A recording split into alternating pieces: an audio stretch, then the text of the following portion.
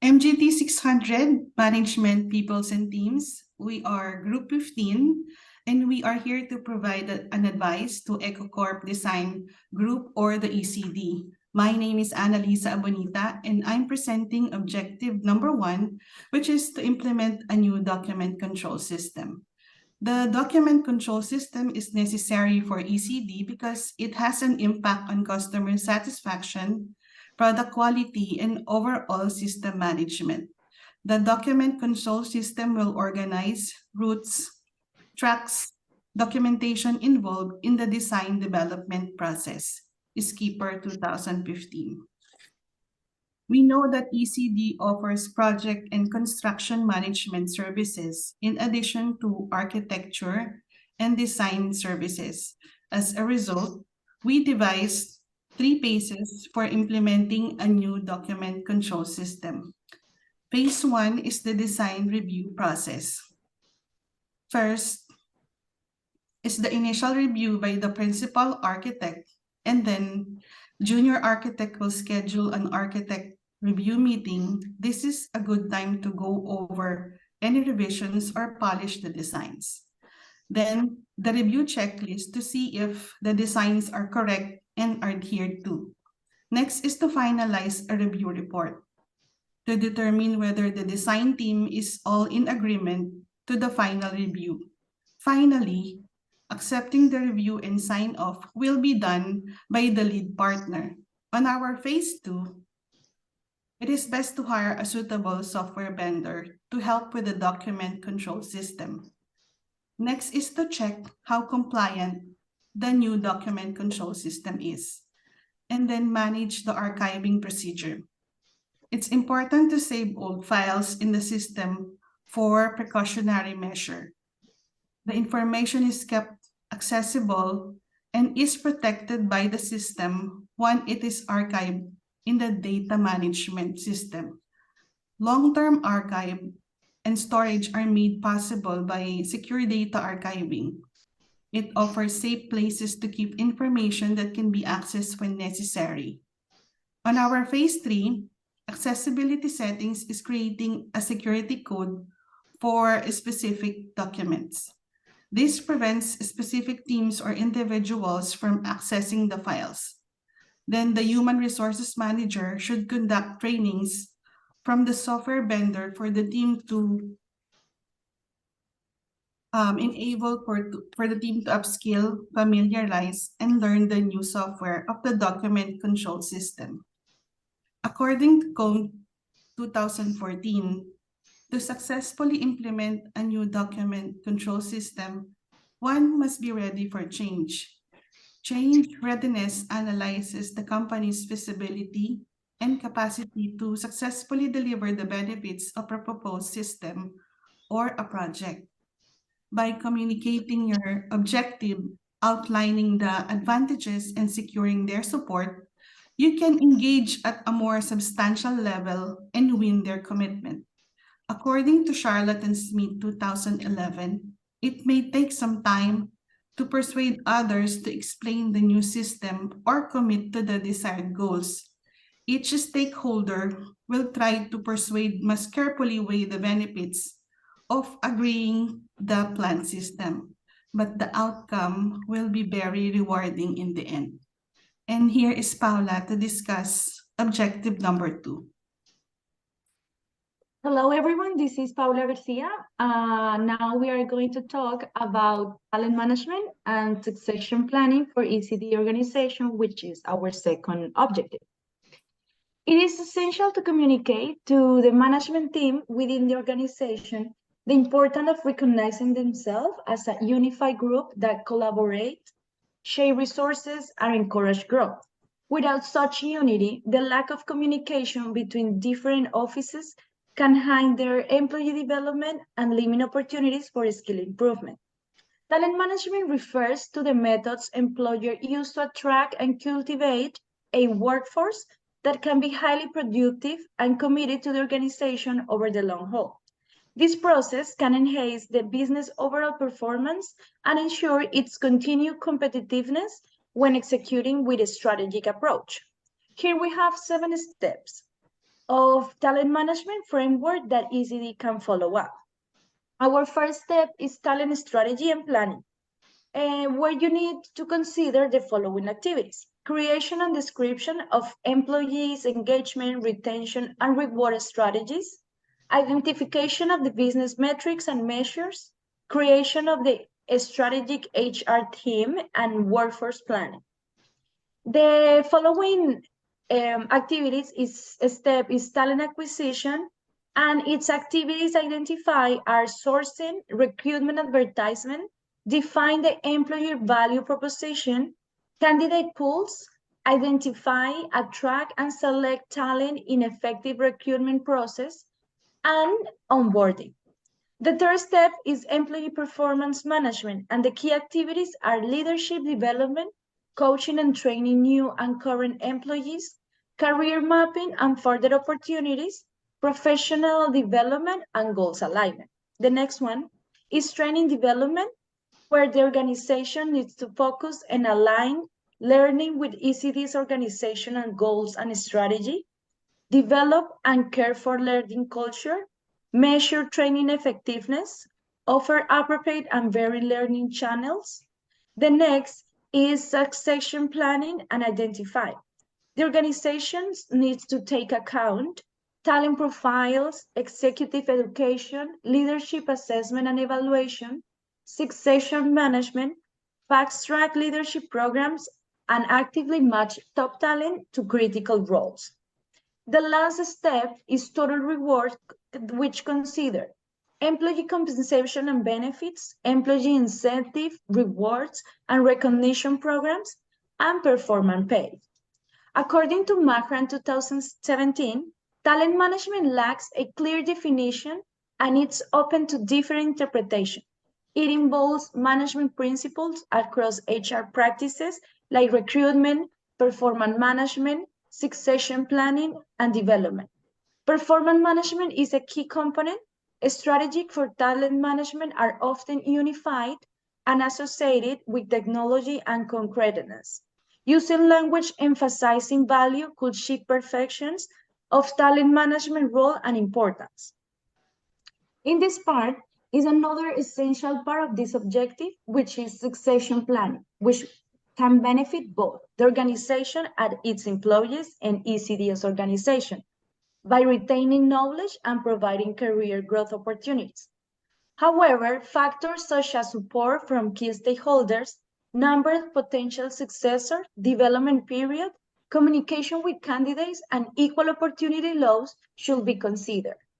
Before starting all this project, here we have a six-step plan, which is first identify key roles, develop position and person profiles, then assess staff, prepare and implement development plans, determine successor readiness, and the end, review all this process. Here we have our third goal.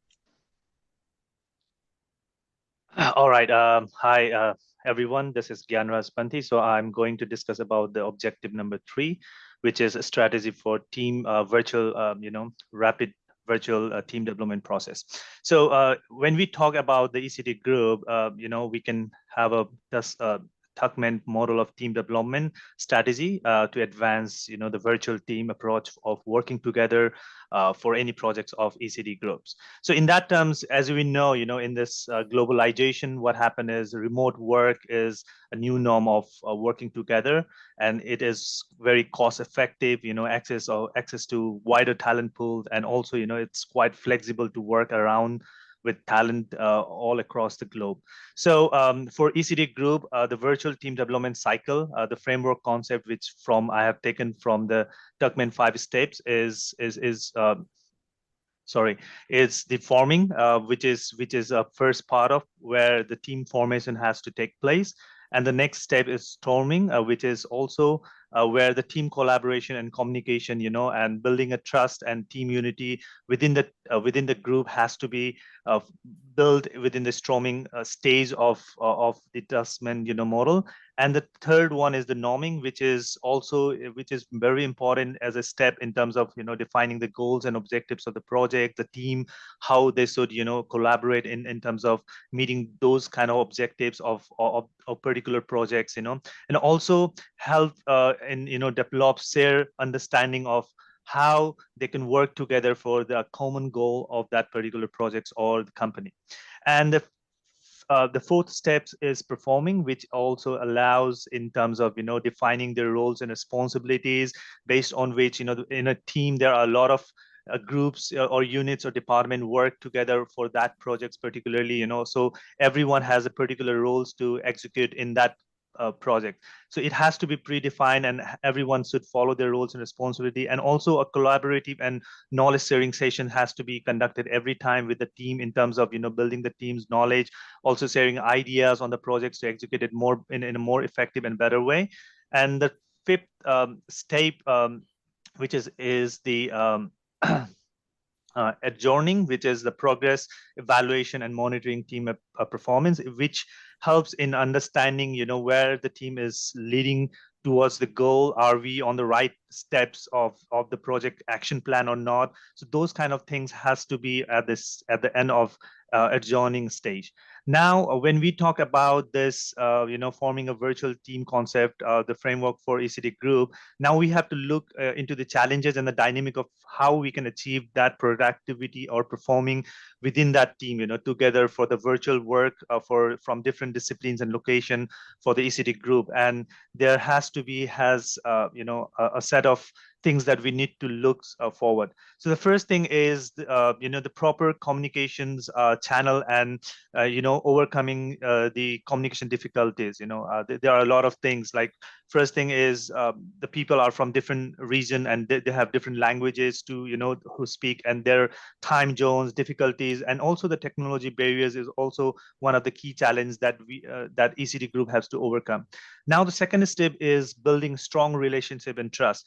What happened is team meeting virtually lacks on building a strong relationship, because they have never met in a virtual world. So in terms of getting to that point, they have to have a building a strong relation trust, and which can be done executing several team building activities, and also create a strong relationship among the team members for a common goals and objectives. Now the third one is work collaboratively.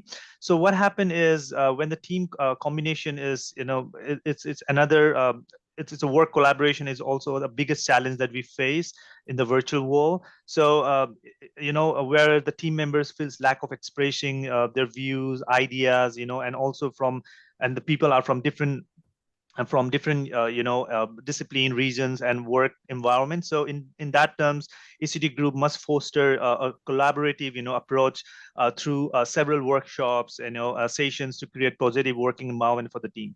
And another part is the conflict management, which is more of solving the issues arising in any work environment. So it has a proper resolution process in terms of taking care of that. And the fifth one is expectation, understanding, and managing. So the team working in a group has individual expectations, based on work projects, or also contract and working hours, salaries, and everything. So the ECD group must ensure that the team expectations and their goals are clear from the very beginning.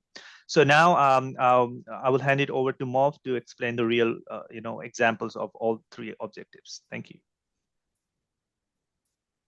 Okay, good. Hi, everyone. My name is Uguin Mobuladro, and I'll be walking us through the real-life examples of how all these procedures are being implemented. So in the case of the document control systems, a new system is in place. Biogen Inc., like every pharmaceutical company, has to follow a strict regulatory standard to ensure that all safety of its patients are guaranteed. So this document system not only guarantees a safe procedure through which everything is being documented, audited, and utilized properly, but also ensures that all their patients are safe through the use of these documents. But in the implementation of a new system, Biogen faced a couple of challenges, like implementing a new control system, merging the current system with its original organizational procedures, like in terms of how it faces risk or how the company organizes its documents from day to day. And lastly, it's faced a challenge of providing cybersecurity for sensitive information. Biogen had an approach to this, and they awarded bonuses to people who could implement these new procedures. They also trained employees on this new procedure in terms of new developments in technology and how to handle this technology. They also outsourced the cybersecurity and developed softwares and firewalls to make sure that all confidential documents are being safeguarded. So through these actions taken, they were able to completely integrate a new document system. All the employees were able to use the system and to effectively guarantee that all the documents are audited and documented properly. And they also ensure that all their documents are being safeguarded. So the next example we have is succession planning of IBM. IBM in the year 2011 had a succession planning to bring in a new CEO by changing Samuel, who was going to replace by Rometi. So they had a program in place whereby a lot of employees in the company had the opportunity to work hard, to challenge each other, and at the same time to compete with each other for the position. But it's faced some challenges in terms of retaining employees, recognizing and training talent, and at the same time, they didn't have a succession framework before this was implemented. So they took actions in developing programs on leadership. They also made sure that they recruited and retained talented personnel after forming a proper succession framework. And they also implemented a succession plan, which by in every 11 years, a new CEO comes into place. So at the end of the day, the company made sure that all its employees were trained in leadership, that there was a standardized succession framework to ensure that there was a smooth transition from one CEO to the next. And lastly, we have the virtual development. So XYZ Corporation is a multinational technology firm which focuses on IT services and software development. So it branched out, and at the same time, it had a lot of branches in different countries, people with employees who spoke different languages, but at the same time had useful skills. So what were challenges they faced? They faced a lot of communication barriers because not everyone spoke the same language, and at the same time, different people face challenges or have different standards to how they approach work.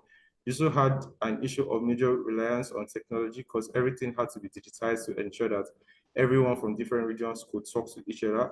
And there was also a depletion in interpersonal relationship in terms of people couldn't get to know each other on a personal face-to-face basis. But they took actions to make sure that all languages were being translated by use of the software. We made sure that effective communication was being performed by all members.